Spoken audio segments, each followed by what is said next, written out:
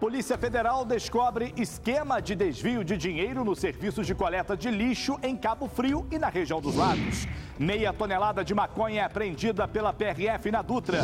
O ex-governador preso Sérgio Cabral é investigado dentro da cadeia e pode ser transferido. Terça-feira, 5 de dezembro, começa agora o seu SBT Cidade.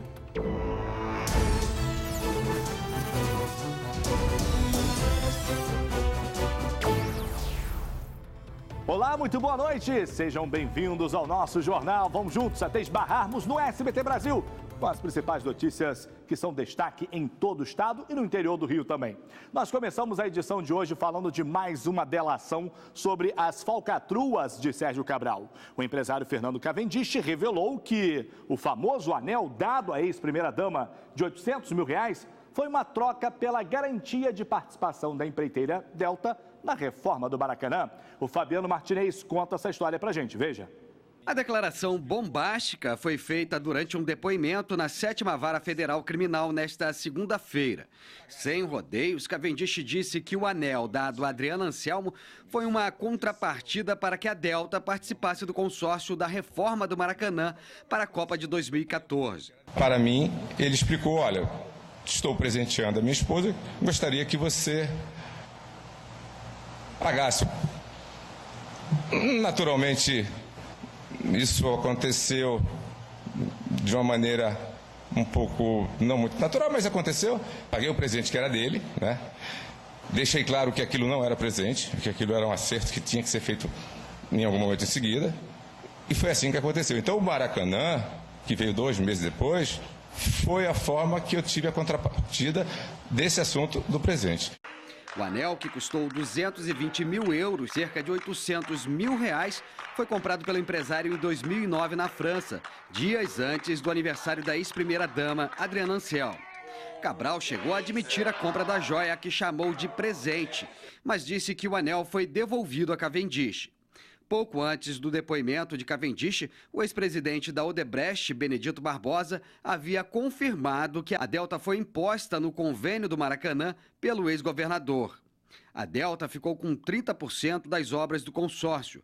Além disso, Cabral também teria cobrado 5% dos contratos da empreiteira, que chegou a pagar 3,5 milhões em propina para o ex-governador. Segundo Cavendish, o pedido de propina foi feito pelo próprio Sérgio Cabral. Hoje, o ex-governador volta a ser interrogado pelo juiz Marcelo Bretas por suspeitas de fraude na obra do Maracanã. Mas eu tô surpreso com essa novidade, esse anel. Será que tinha alguma intenção? Você dá uma joia de R$800 mil, intenção alguma, né? Por favor, conversa fiada. E falando dele, promotor ouviu Sérgio Cabral e outros presos da Lava Jato sobre possíveis privilégios na cadeia José Frederico Marques, lá em Benfica. E diz que o ex-governador pode ser transferido. Vamos ver. A vistoria faz parte da investigação que apura supostas regalias que Sérgio Cabral estaria desfrutando na cadeia pública José Frederico Marques, em Benfica. Entre elas, a instalação de um sistema de home theater com televisão de tela plana de 60 polegadas, DVD e caixas de som, além de centenas de filmes para a instalação de uma videoteca. O caso, descoberto em outubro, levou o Ministério Público a abrir inquérito para apurar os fatos. Inicialmente, a Secretaria de Administração Penitenciária disse que o equipamento seria uma doação da Igreja Batista do Meier, que negou tudo. No mês passado, a SEAP decidiu doar todos os equipamentos para uma instituição de caridade da Baixada Fluminense. Segundo o promotor Cláudio Calo, que conversou com o ex-governador e com outros presos da Lava Jato, já se sabe que o termo de doação é falso. A maior gravidade está em relação à confecção de um documento falso dentro da unidade prisional, usando computadores do Estado, né, e a permissividade, né, de agentes públicos no ingresso de produtos e sem qualquer registro no livro. Se for comprovado o envolvimento de Sérgio Cabral no caso da videoteca, ele pode ser transferido. Em tese, né, cautelarmente, é possível, né, uma transferência cautelar de preso para uma unidade. Não necessariamente para uma unidade de presídio federal máximo, mas pode ir para outra unidade prisional, como aconteceu com o ex-governador Garotinho. E como o seu ex-governador está tendo regalias, né? Desmantelaram lá, desmontaram um cinema, um verdadeiro cinema. O cara tinha uma televisão de 65 polegadas. Você sabe o que é isso? Isso é zombar da sociedade carioca. Rápido intervalo, eu volto já com outras informações.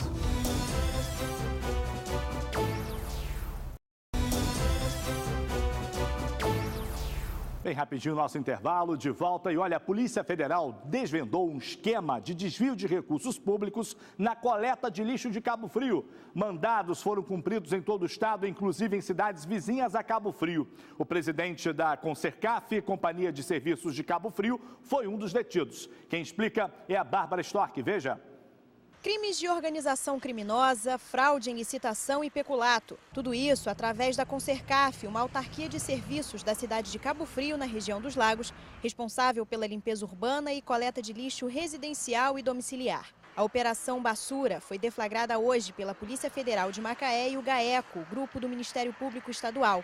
4 pessoas tiveram a prisão preventiva decretada, um PM reformado de Cabo Frio, 2 empresários de Belo Horizonte que atuavam no esquema e Cláudio de Almeida Moreira, presidente da Concercaf.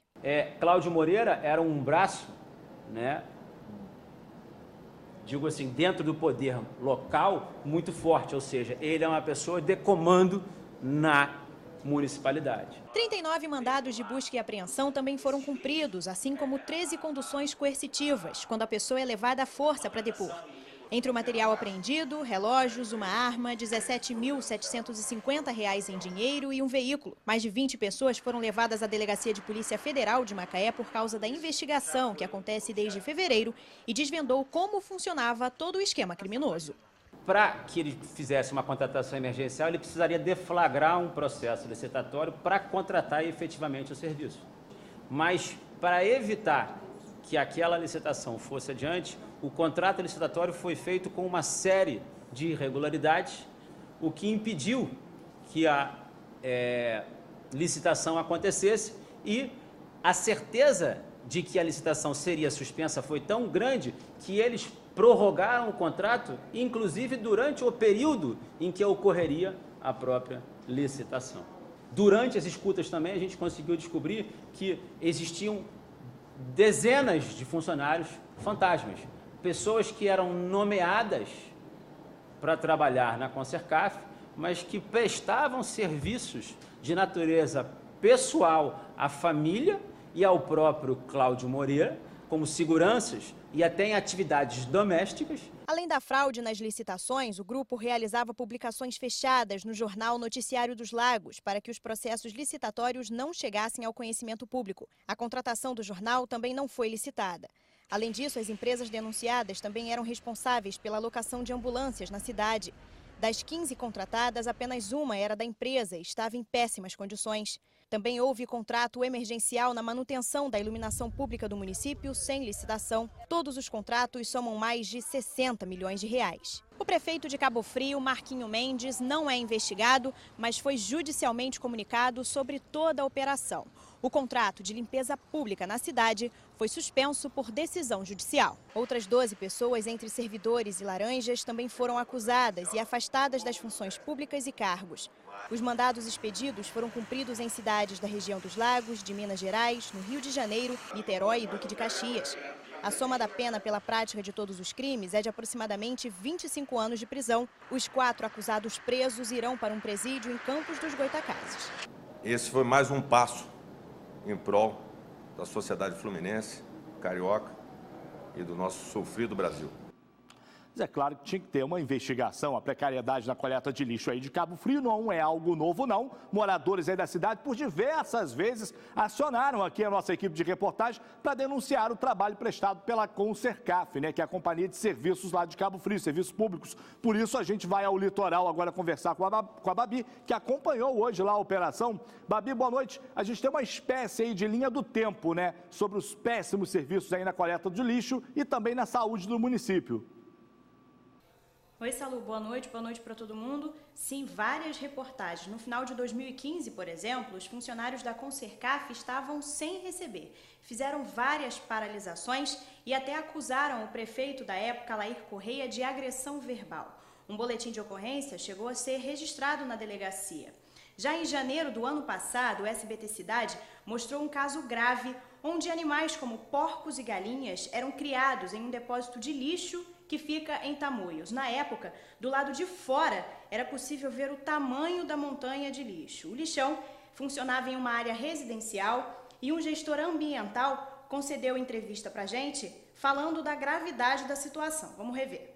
A geração de vetores de doenças. Como temos muito lixo acumulado, então nós vamos ter uma geração muito grande de rato, barata, moscas e mosquitos. Aquilo ali é passível não só de multa, mas até de prisão, porque não pode de maneira nenhuma acontecer uma situação daquela. Pois é, Salu. E já em outubro do ano passado, a gente mostrou também que o lixo hospitalar do Hospital São José Operário não tinha o descarte adequado. Luvas, remédios, gases e seringas foram flagrados por moradores na calçada da unidade de saúde.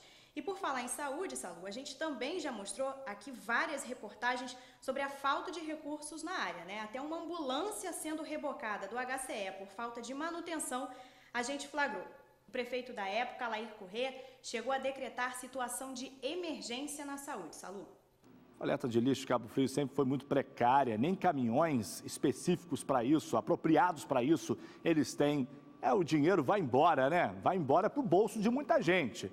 O dinheiro só não é empregado, né? No que era para ser empregado. Olha, a Polícia Rodoviária Federal apreendeu meia tonelada de maconha na madrugada de hoje na rodovia Presidente Dutra, que é a BR-116, isso na altura de Itatiaia, fica no sul fluminense. Durante a ação, um homem de 30 anos foi preso, por isso a gente vai aqui agora voltar, vamos na nossa janela, vamos para a Serra, saber como foi essa operação com a Tassiana Ferrante. Tassi, como os policiais chegaram a esse suspeito? Boa noite, Salutiel. Boa noite a todos. Os agentes da PRF realizavam uma blitz na altura do pedágio da BR-116 quando desconfiaram do acusado e ordenaram que ele parasse. Mas o suspeito não respeitou a ordem e tentou fugir por uma rua sem saída. Quando ele se viu encurralado, ele ainda tentou fugir dos agentes a pé, mas foi capturado. Ao revistar o veículo em que ele estava, os agentes verificaram ainda que no local tinham diversos tabletes de maconha, mais de meia tonelada da droga. Os agentes verificaram ainda que a caminhonete em que o suspeito de 30 anos estava era roubada e que ele tinha ainda um mandado de prisão expedido contra ele por roubo qualificado. E a gente conversou com o responsável pela operação da Polícia Rodoviária Federal. Vamos ver. É uma ousadia da criminalidade. Isso acontece diuturnamente, não só em Itatiaia, mas como no Rio de Janeiro como um todo. Então é desacreditar realmente no poder da polícia. Então, para esses infratores, esses criminosos, podem ter certeza que a Polícia Rodoviária Federal se encontra efetivamente instalada nas rodovias federais e vai fazer o seu trabalho, porque a sociedade precisa de uma resposta. E a gente vai para um break bem rápido, mas volta já. Continue ligado.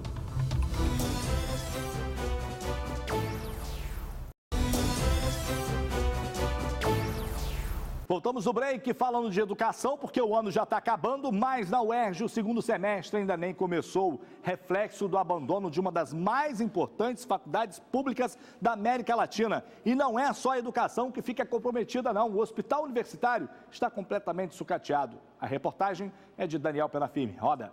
São 67 anos de ensino, pesquisa, cultura, conhecimento.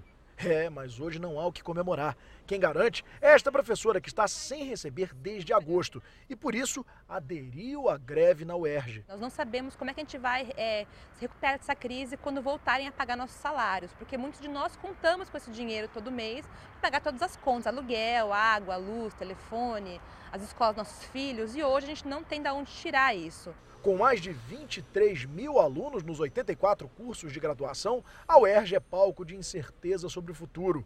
As aulas referentes ao segundo semestre deste ano ainda não começaram e não há sequer uma previsão para a data de início delas. Somos colocados como a não prioridade do governo do estado hoje. Aqui no Hospital Universitário Pedro Ernesto, a situação é caótica. Dos mais de 500 leitos, apenas 70 estão disponíveis aos pacientes. Além disso, por causa da falta de investimentos, foram cancelados os exames, internações, consultas e também as cirurgias eletivas. O médico faz o pedido, mas você não consegue, eles pedem para você... tá fechada a agenda, não tem vaga. Segundo esta funcionária que trabalha há 20 anos no Pedro Ernesto e não quis se identificar, o principal problema hoje é a falta de funcionários. O hospital em geral não funciona como deveria funcionar. Não existe um setor determinado, mas todo o hospital está funcionando de maneira inadequada. É uma política tão podre tão vagabunda que nem mesmo um hospital universitário, que é fruto de parceria, que é muito mais prático do que um hospital bancado 100% ali pelo poder público, né? Porque você tem ali estudantes ajudando no tratamento dos pacientes, nem isso eles conseguem manter. Olha, o Detran Presente vai estar mais uma vez na cidade de Petrópolis, na região serrana do Rio. Nesta sexta-feira, 150 funcionários vão participar do mutirão de serviços que vai ser realizado no Parque de Exposições em Itaipava. Por isso a gente volta à Serra com a Tassi Ferrante. Tassiana, os petropolitanos já podem realizar os agendamentos, não é isso? Salutiel, os agendamentos já podem ser realizados sim através do site do Detran, que é detran.rj.gov.br ou pelo telefone 0800 020 4040. Esta é a quarta vez que o Detran Presente vem a Petrópolis. Os atendimentos vão ser realizados nesta sexta-feira, das 9 horas da manhã às 4 da tarde, no Parque de Exposições em Itaipava. Na ocasião, vão ser oferecidos serviços como emissão de carteira de identidade, renovação da carteira nacional de habilitação, vistoria anual dos veículos, licenciamento anual sem vistoria e abertura de recursos contra multas e processo de suspensão. No site do Detran, as pessoas também podem encontrar todos os serviços que vão estar sendo oferecidos na sexta-feira lá no Parque de Exposições em Itaipava. Salutiel. Ok, obrigado, Tassi. Olha, hoje o presidente do Detran, Vinícius Fará, esteve aqui nos estúdios do SBT para falar sobre as ações que visam maximizar os benefícios à população. Então nós vamos ver agora um pedacinho da entrevista que ele deu à apresentadora Isabelle Benito, no SBT Rio. Veja. Taxistas vão ter atendimento prioritário nos postos de vistoria do Detran, onde? Na Avenida Francisco Bicalho, aqui onde vocês passam direto, muito fácil. Vai ser das 9 às 4 da tarde, terão acesso a serviços como emissão de identidade, renovação da habilitação, abertura de recursos contra multas, licenciamentos anual do carro, tudo aquilo que você precisa. Essa sacada desse projeto Detran Presente tem nos permitido atender a vários segmentos da sociedade. Esse projeto, Isabelle, tem quase 6 meses que foi criado, já entregou mais de 70 mil documentos em 40 edições e em 23 cidades que ele passou. Você imagina que pessoas que esperavam até 2 meses e meio para conseguir fazer uma vistoria e sair com seu documento renovado através do programa Detran Presente, do momento que chega até o momento que sai com o documento, leva 30, 40 minutos. Isso é uma demonstração clara de desburocratização, de qualidade do serviço, mas, acima de tudo, eu gosto de repetir que é o que nos move. Respeito aos cidadãos. E hoje, gente, tem muita ação aqui na tela do SBT. Um vendedor leva uma vida pacata até presenciar um assalto e, com golpes marciais, recuperar o dinheiro. Então, a sua fama de herói atrai um misterioso detetive e alguns traficantes também. Espião por acidente é hoje, logo após o programa do Ratinho no Cine Espetacular. E agora, acabou? Acabou, que pena, passou rapidinho, mas a gente volta a se falar amanhã. O SBT Brasil já bate a porta aí com os principais assuntos do nosso país e do mundo. O Bira tá liberando o WhatsApp aqui. Tchau e até amanhã.